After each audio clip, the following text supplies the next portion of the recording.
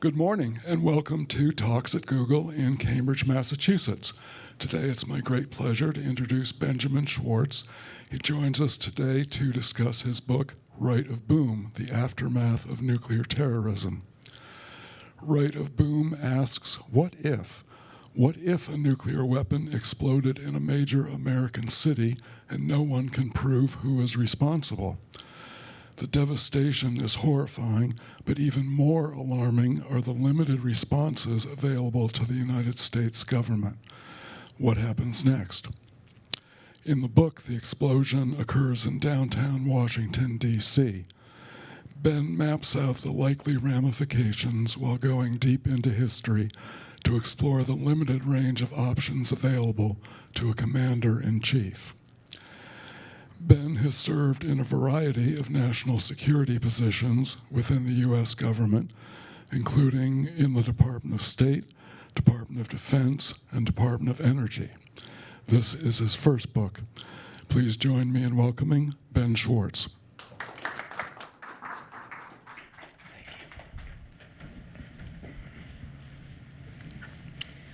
Thank you for the kind introduction. I spend a good deal of time in Washington, D.C. in meetings in buildings like the Pentagon, the State Department, and the White House. But after today, I'll be able to tell my friends and family that I've really seen the center of global power because I've been to Google. The forces that this company has unleashed are truly amazing, and it's an honor to be here to speak a little bit about this book today. I'll go into my book, talk probably for about 25 minutes, and I'm happy to field some questions and entertain some discussion.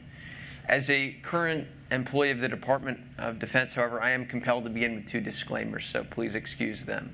The first is that I'm here speaking in my personal unofficial capacity, and my remarks don't necessarily reflect the positions of the Defense Department or any other U.S. government agency. And as a lowly civil servant, my remarks are no way meant to be interpreted as a criticism of the policies of the Obama administration. So again, please excuse me if I don't get into any critical comments about current policy. Now, the book. Let me begin with an explanation of the title, Right of Boom. As many of you here probably are aware, the most deadly threat to U.S. servicemen and women in Iraq and Afghanistan came from roadside bombs or improvised explosive devices.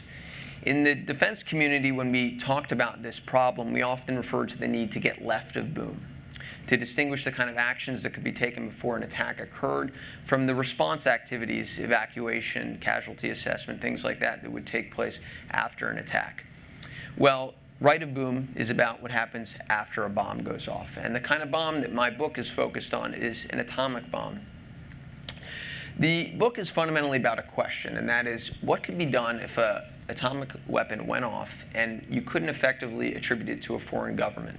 A situation in which the perpetrators deny involvement, and it's just not possible, even with evidence, to convincingly prove who was responsible.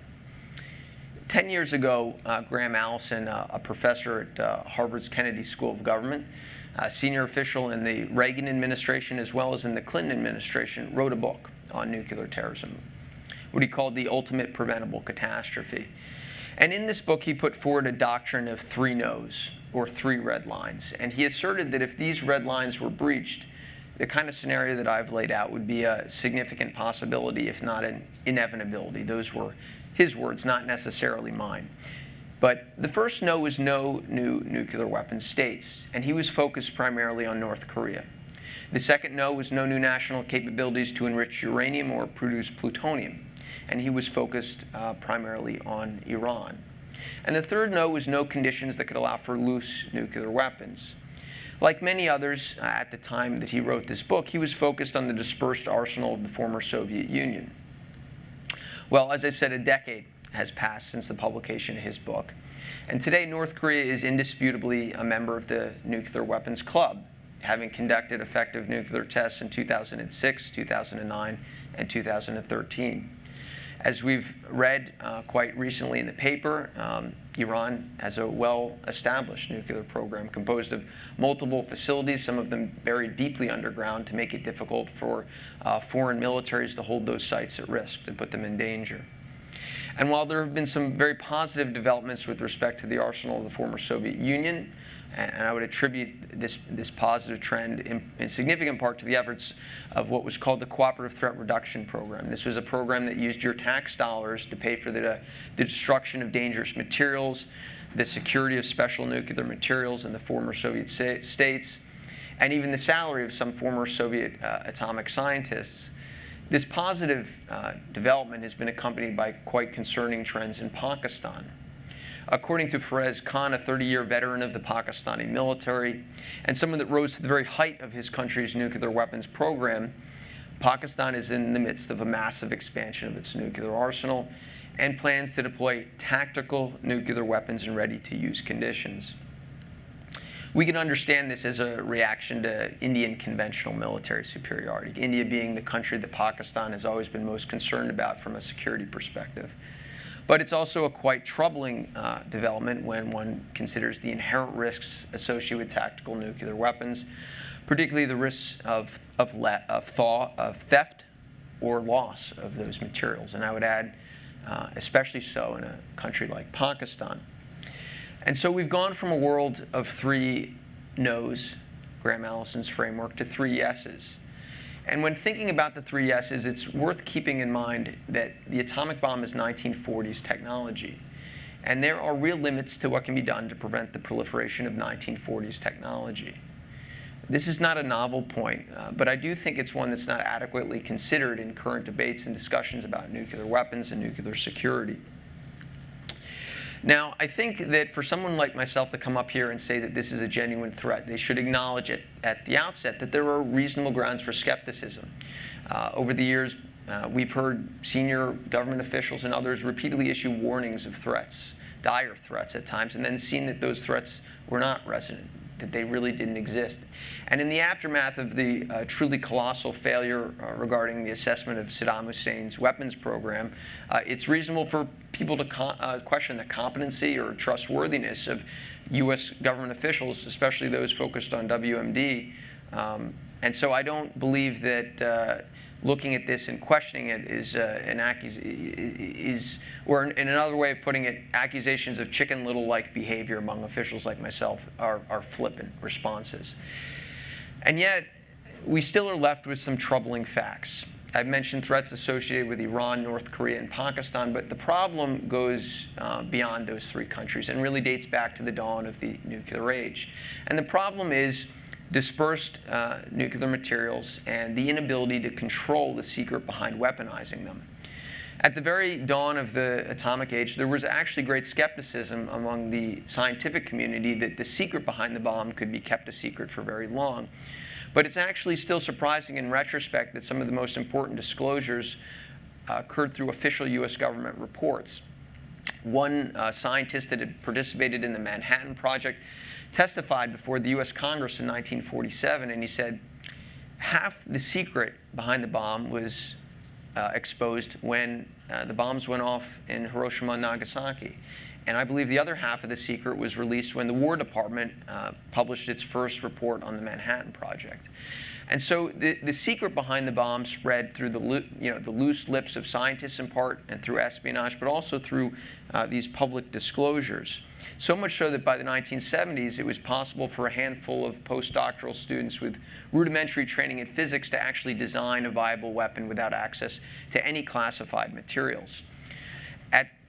This fact, compelled the Department of Energy at one point to acknowledge publicly in a report that, and I'll quote that report here, "Classification may delay but cannot prevent the acquisition of a first-generation nuclear weapon." And the secret behind the bomb was accompanied by the spread of the actual ingredients for a weapon. The weapon was spread first, from the United States to the Soviet Union, the United Kingdom, France, China, Israel, India, Pakistan, North Korea. And the materials themselves moved as well, in a way. Today, public estimates place around 2,000 metric tons of weapons-usable material to be in the global stockpiles. And this material is dispersed across at least 25 countries and hundreds of locations, some of these locations not being adequately secure. The global standard for securing these materials is called I use the term standard loosely, is the Convention on the Physical Protection of Nuclear Materials. But this actually doesn't precisely define the requirements for securing materials, what would be considered a baseline standard. And it really only applies to about 15% of global stockpiles, those deemed to be associated with civilian programs. The remaining estimated 85% are deemed military materials and aren't even subject to this basic safeguards. And so what this means to me is that the material and the know-how is now so widely dispersed that it's plausible for a government to claim that it cannot control and is therefore not responsible for preventing nuclear warfare or nuclear terrorism. This is a problem because the most powerful force that's prevented the use of atomic weaponry since World War II has been the credible threat of effective retaliation. The belief among governments and citizens that in the event that their country, their territory, their resources, or fellow citizens from their nation are used to enable or conduct an attack, that they're going to pay a price, that there's going to be consequences. And the reason that the book focuses on what happens right of boom is my concern that we're getting to a tipping point, if we haven't already reached it, in which nuclear warfare becomes plausibly deniable. I want to just note an example of my concern. In 2007, the Israeli Air Force struck a facility in Syria that was being built with the assistance of North Korean nuclear engineers, a facility that was intended eventually to produce plutonium. What I wonder is what would have happened if this strike hadn't occurred. The facility went online, plutonium was produced and acquired by one of the numerous violent groups resident in the maelstrom of today's Syrian civil war. And what I wonder is, would North Korea be held accountable? And I wonder if the North Korean officials that made the decision to provide this kind of assistance before 2007 believed at that time that they would be held accountable if their actions resulted in the proliferation of the atomic bomb and even to a non-state actor. I also wonder about less direct forms of assistance, say the failure of a government official in a friendly country like France or Japan to allocate sufficient funding for securing facilities that possess special nuclear material. What are the standards of culpability? What are the mechanisms to hold people accountable? I want to be very clear, I'm not suggesting here that nuclear terrorism is inevitable or that it's something that's likely to happen tomorrow or next year. But during the Cold War, a hot war between the United States and the Soviet Union wasn't inevitable either. And people nevertheless spent considerable time focused on that question. And governments invested significant resources in planning for such a scenario. And it's my opinion that it's time to think as seriously about what happens right of boom, right of an atomic blast, as Cold War strategists thought about that scenario during the standoff between sort of the capitalist system and the communist system. Now, what would occur right of boom is unknowable. This is a hypothetical. But the range of realistic response options is not inconceivable, because those options would be extensions and adaptations of past policies and approaches. And while nuclear terrorism would be unprecedented, it actually is a threat that combines different types of challenges that have been effectively managed in the past. And what this means is that it's possible to use history to think comprehensively about this problem.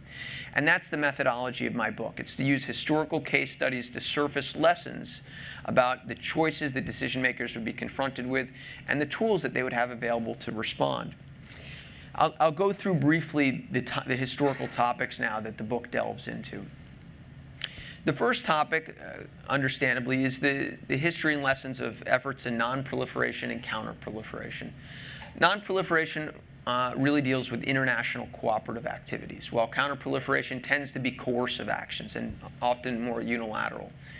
When it comes to nuclear weapons, non-proliferation can be traced back to the Truman administration and their support for an entity that they called the Atomic Development Authority. This entity was intended eventually to have access and control of the world's special nuclear materials, uranium deposits, thorium deposits, facilities that produce plutonium. Now, this entity never came into being. But the idea behind it, the idea of international cooperation against this threat, has lived on in the alphabet soup of international regimes, treaties, and the sort of numerous United Nations Security Council resolutions focused on nuclear weapons and nuclear security. Say, for example, the work of the IAEA, the Non-Proliferation Treaty, and things of that nature. Now, these are voluntary efforts. And in the current political environment, left of the kind of catastrophic event that I've referred to, this may represent the very best that's possible with respect to non-proliferation. But right of boom, there could be a new willingness among people and governments to empower an organization like the IAEA with expanded authorities.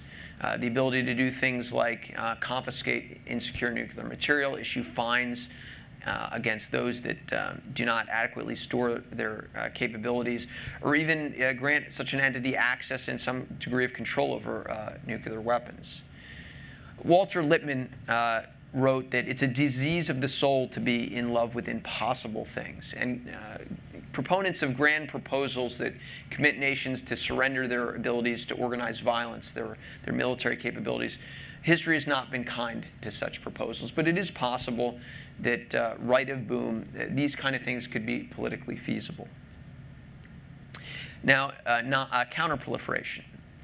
There's a long history of governments using coercive means to try to prevent the spread of dangerous weaponry and dangerous materials. My book, for example, cites an operation launched during World War II by the British to sabotage a heavy water reactor in Norway that Hitler was having constructed, as well as instances of commando raids against vessels on the high seas engaged in the transportation of WMD-related materials, airstrikes like the Israeli airstrike that I've mentioned, as well as more recent allegations of sabotage like the Stuxnet virus, allegedly, that we read about in the press.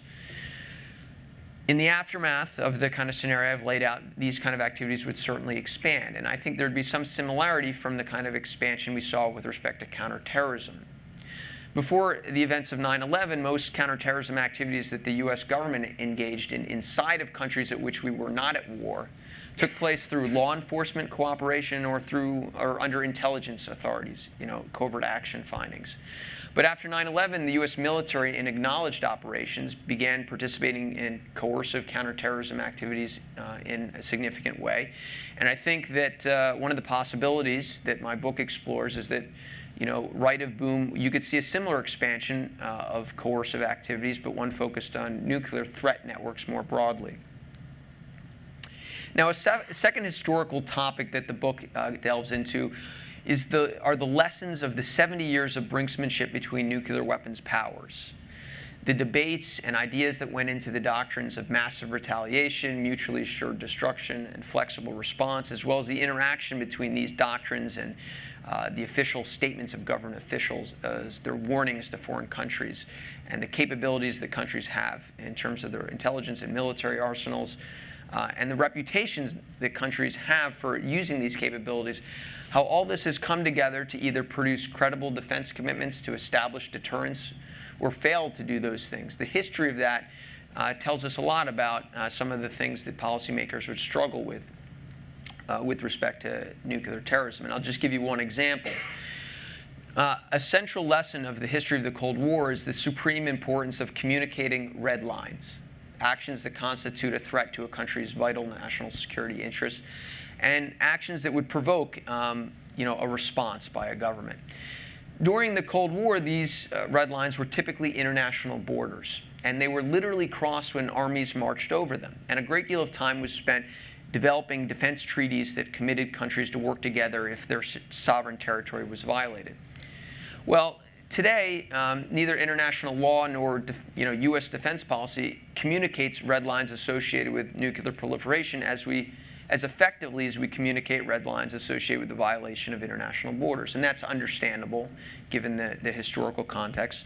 But that's something that would likely change right of boom. And one way that it could change is that there could be a new concept regarding the presumption of guilt of countries that don't participate in international cooperative efforts against nuclear terrorism. So one of the things that would be very useful is to have a database of signatures of special nuclear materials, so that in the event that a blast goes off, you could use forensics information to try to identify where the material came from. But for that to be a viable tool, you need countries to willingly provide that kind of information about their programs. Well, the idea that I put forward in the book is that there could be a presumption of guilt, even in the absence of airtight evidence of complicity, for those countries that refuse to participate in these kind of cooperative efforts. And that is, an idea that you'll find at some depth in this book. A third topic, historical topic, the book goes into are the enduring lessons of countering terrorism.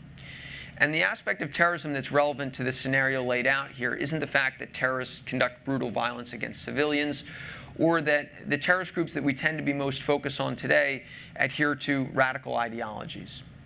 Rather, what's relevant is the fact that terrorists don't occupy fixed territory that can be pacified. And so they can't be managed in the same way that a government responds to adversarial countries. But fortunately, there's a long history of effective response to violent non-state groups. And some of the lessons that one finds from this history, and the book goes into a lot of detail on this, are the following. The importance of establishing barriers to movement, from the Great Wall of China to today's TSA checkpoints. The importance of using economic leverage, sanctions, and preventing the movement of materials and goods that would enable violent non-state actors to operate. The promotion of some type of accountable governmental institutions inside of territories where violent groups find sanctuary. And the development of specialized paramilitary forces. In the historical case studies the book delves into, we find that governments inevitably end up creating some type of paramilitary capability that is more mobile than a police force. Police forces tend to be manned by people that live in a town. And so those people don't go on expeditionary operations. They don't leave that town too frequently. But paramilitary forces are also less costly than conventional large-scale military forces, and therefore they're able to operate in terrain that's more difficult to penetrate, and they're able to operate for longer periods of time. And finally, one of the lessons of the history of dealing with terrorist groups is the importance of punitive and preventative military expeditions. And the reason that these things are unique is that such operations are distinguished by the fact that they don't have the intention or aim to destroy the enemy. They recognize that sometimes problem solution is a hubristic conceit, and problem management is really the only realistic course of action. This is often the case when dealing with terrorist groups. And when you try to solve a problem absolutely, you often create more problems. I'll give you one example of what I'm getting into here. When it comes to the use of unmanned aerial vehicles for counterterrorism purposes, for some years now there's been a bifurcated debate between those that say these capabilities are very effective and should continue, and those that say these capabilities are ineffective and create problems, and they're by, say, for instance, killing non-combatants. Well, what I would suggest, based on the history that I've referred to, is that sometimes these kind of actions are necessary and should continue, but that we should be under no illusion that they're going to solve the problem, that they're going to win the war on terrorism. They're just actions that are necessary to mitigate threats until broader developments occur that change the larger strategic environment. The final historical topic I'll mention is a topic that I don't think national security specialists focus on enough, and that's the role of dominant notions of morality and legitimacy when it comes to military actions. And the reason this is an important topic is because the notions of legitimacy that are prevalent in a society directly affect the political feasibility of policy. And in this scenario I've laid out, what I mean by policy is the retaliatory response that would be possible. For decades now, U.S. government officials have made a lot of threats and warnings about what the United States government would do in response to nuclear proliferation or assistance with respect to nuclear terrorism. But it's not clear to me that these threats and these warnings are always believed by those that hear them, or that they're believable, that they're credible. In 2001, the CIA director George Tenet flew to Islamabad, and he threatened the Pakistani president there. He said, quote, "The full fury of the American people will be brought to bear against anyone that assists al-Qaeda in its efforts, especially its efforts to acquire a nuclear weapon." I wonder, what is the full fury of the American people? What did President Musharraf think that this meant? And I wonder, what did Tenet think that it meant? I delve into this question in some depth in the book by placing it in the context of what it's meant historically, in the context of American national security. Now, pundits and politicians often use the term unprecedented to describe the unfamiliar, but the kind of scenario that the book delves into is something that would be truly new under the sun. And so there are limits to the lessons of the past. I try to transcend this problem somewhat in the book by beginning each chapter with a fictional narrative. So there's a scene of the Secretary of State on the phone speaking with her foreign counterparts. Another with the Secretary of Defense conferring with the Special Operations Commander, discussing what are the range of the authorities that he has, which countries are special forces authorized to operate in, what are the risks that the government's willing to consider with respect to countries like Iran, India, China, and Russia. The purpose of this drama is not to be dramatic. This is not a thriller novel. The purpose is to highlight real dilemmas and challenges and complexities that decision makers would be confronted with. And the other purpose of the fictional aspect of the book is to inject a temporal element into the analysis, the role of time. The opportunities and constraints that policymakers would face in the immediate aftermath of an attack would be different from those that would exist months and years later. In the immediate aftermath of an attack, there would be tremendous political pressure for the U.S. government to visibly demonstrate its ability to project power. And this would likely result in things like airstrikes and commando raids and visible law enforcement actions. Things that, while necessary, would unlikely to fundamentally address the problem of, say, plausibly deniable nuclear warfare more broadly. These things would just deal with sort of immediate political requirements. If you look historically, cataclysmic wars tend to begin with the development of new forms of technology, new forms of organizing violence, and only end when new political arrangements are developed that are capable of managing that technology, those new threats. And that would certainly be the case with respect to nuclear terrorism. And that would be the work not of days and weeks, but of months and years, creating new military intelligence, law enforcement capabilities, and forging new diplomatic coalitions and promoting new norms with respect to international law. So those are some of the questions that you'll find raised and addressed in some way in the book. Let me close my remarks by telling you where this book came from. It really came from one judgment and two questions. The judgment is my view, as I've said, that we're getting close to a tipping point in which we enter a world where nuclear warfare is plausibly deniable.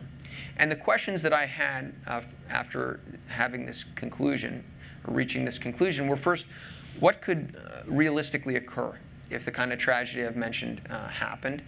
And what lessons from the past would I want decision makers to have on the shelf? My work in national security has convinced me that we don't use history as frequently or as effectively as we should when formulating national policy. While the problems of today never are exactly the same as the problems of the past, there are often similarities, and it's useful to look and consider what's been done that's been effective before, and what does that mean for our way forward. And that was partially why I wrote this book. And so the book was really about satisfying my own curiosity with respect to those questions. And my hope is that others find it to be at least an interesting exploration of a troubling, but I find, unfortunately, all too plausible scenario. And with that, I'll close and field some questions. Mr. Schwartz, thanks for coming to talk to us today. You mentioned the effectiveness of red lines historically in containing the Cold War. We're not in that era anymore, but we're also visibly not in the era of effective red lines either. I think right of boom, we would have some political consensus where we could actually enforce these things, but left of boom, we've seen in the last couple of years the president's ability to project a red line but not enforce it due to political dysfunction in our capital. How do you think that contributes to the likelihood of these sorts of scenarios?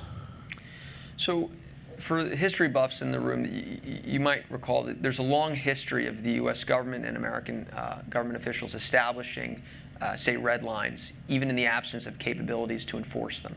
If you think about the Monroe Doctrine, President Monroe basically committed the United States to expelling all European powers from the Western Hemisphere at a time where the American Navy was a small fraction of what the British had.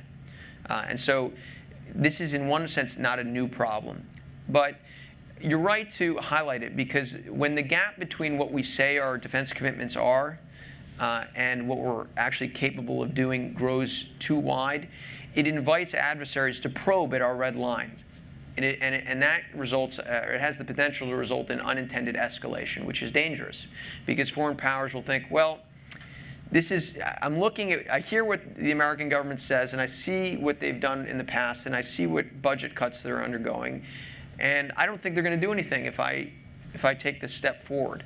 And that's a dangerous situation.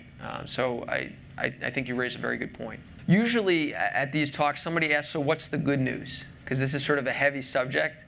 So I think I'll interject with a little bit of a good news point, because this is a serious topic. The good news is that for the Cold War, during the Cold War, our parents lived at a time where the threat of a truly apocalyptic scenario could arise. I mean, when you look at the history of the Cuban Missile Crisis, particularly some of the information that's come to light in recent years, you find out that small miscalculations or decisions on both the American side and the Soviet side really could have resulted in the launch of weapons and the death of hundreds of millions of people. And we don't face that today. The kind of scenario described in the book is a single weapon going off, a 15 kiloton weapon, which would potentially kill 100,000 people. But we're not facing Armageddon. And I think we've lived through, in certain respects, the most dangerous period when it comes to nuclear weapons. But the threat has adapted and changed. And it's important that I think we change as well in terms of how we address it. So you've spoken about unattributable attacks.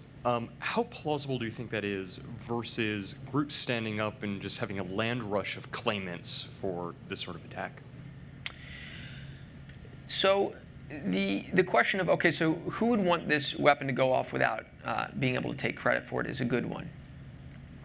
I can think of a number of scenarios in which groups would do that. But the problem I am focused on is really about retaliatory response.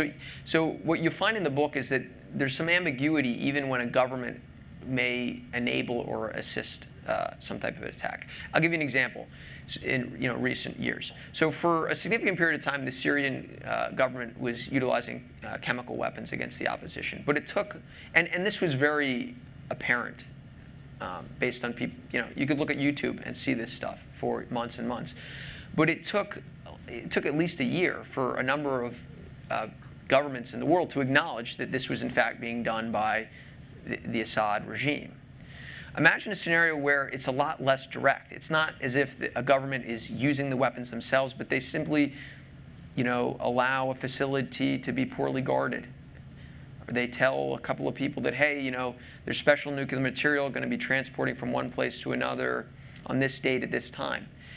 I think it would be effectively impossible to prove. And even if you had a lot of evidence, it would be very difficult to establish a political coalition that would legitimate a retaliatory response in that scenario. And so that's the problem that I'm really focused on in the book. But your point about a lot of claimants is valid.